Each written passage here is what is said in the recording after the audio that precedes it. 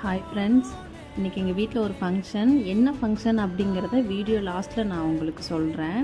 Morning பார்த்திங்கன்னா வீட்டுக்கு வந்தவங்க எல்லாத்துக்கும் உளுந்த வடை நான் சுட்டு கொடுத்துட்டேன். ஏன்னு கேட்டிங்கன்னா யாருமே டிஃபன் சாப்பிட்டு வரல. ஃபங்க்ஷனுக்கு தேவையான சாப்பாட்டுக்கு எல்லாம் அரேஞ்ச்மெண்ட் பண்ணிகிட்டு இருந்தாங்க. அவங்களுக்கு சமைச்சு கொடுத்துட்டு அப்படியே பார்த்திங்கன்னா நானும் குளிச்சுட்டேன். பாப்பாவையும் குளிக்க வச்சாச்சு.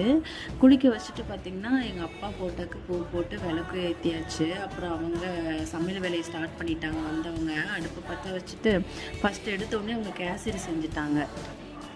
ஏன்னா எந்த ஒரு நல்ல விஷயமும் நடக்கும்போது ஸ்வீட்டோடு ஆரம்பித்தா தானே நல்லாயிருக்கும். அதனால் அப்படியே அவங்களுக்கு தெரியாமல் ஒரு ஸ்வீட்டை எடுத்து நான் டேஸ்ட் பண்ணிட்டேன். எனக்கு கேசரியே பிடிக்காது. வீடியோக்காக நான் எடுத்து ஒரு டேஸ்ட் பண்ணேன்.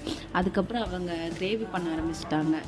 சிக்கன் ஒரு 10 கிலோ வாங்கியிருந்தோம். சும்மா தெரிஞ்சவங்களை மட்டும் தான் கூப்பிட்டு சாப்பாடு கொடுத்தோம். அப்புறம் அவங்களுக்கு 10 கிலோ சீரக சம்பா ரைஸ் வாங்கி அவங்களுக்கு பிரியாணியும் போட்டாச்சு.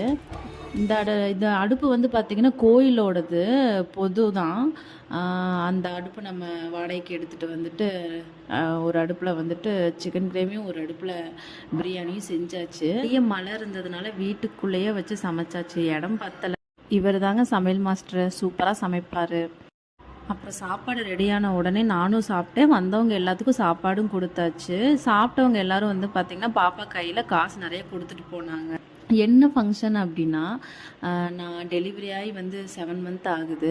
என் ஹஸ்பண்ட் வீட்டிலேருந்து வந்து என்னை கூட்டிகிட்டு போகும்போது அவங்க சாப்பாடாக்கி போட்டு தான் என்னை கூட்டிகிட்டு போகணும். அப்புறம் எங்கள் அம்மாவுக்கு சேரீ எடுத்து கொடுக்கணும். அதுதான் ஃபங்க்ஷனு. இது எல்லா ஊர்லேயும் நடக்குமான்னு தெரில. ஆனால் எங்கள் ஊரில் அது வந்து வழக்கம். என் ஹஸ்பண்ட் வந்து ஒரு மலையாளி. ஆனால் அவங்க இதில் அந்த மாதிரி கிடையாது. ஆனால் எங்கள் சைட்லேருந்து பண்ணணுமேன்னு சொல்லிட்டு அந்த மாதிரி பண்ணாங்க. அப்புறம் அம்மாவுக்கு எடுத்துகிட்டு வந்து சேரீயும் அம்மாவுக்கு கொடுத்தாங்க. அம்மா ரொம்ப சந்தோஷப்பட்டாங்க. அப்படியே அத்தைக்கு ஒரு சேரீ எடுத்து வந்தாங்க. ஆனால் வீடியோ எடுக்க முடியலை. அன்றைக்கி டே இப்படி தாங்க போச்சு. உங்களுக்கு பிடிச்சிருந்தா லைக் அண்ட் ஷேர் கமெண்ட் பண்ணுங்கள். நான் வந்து கோயம்புத்தூர் போயிட்டு 1 வீக் இருந்துட்டு தான் நான் வந்து வால்பாறை வர முடியும். ஆடி மாதம் வரதுக்கு முன்னாடி போயிட்டு வந்துடலாம் அப்படின்னு சொல்லிட்டு. ஏன்னா பாப்பாவுக்கு டக்குன்னு வந்து அந்த கோயம்புத்தூர் கிளைமேட் செட் ஆகுது இல்லையா, அதனால் வந்து இங்கேயும் அங்கேயும் மாறி மாறி தான் இருக்க முடியும்.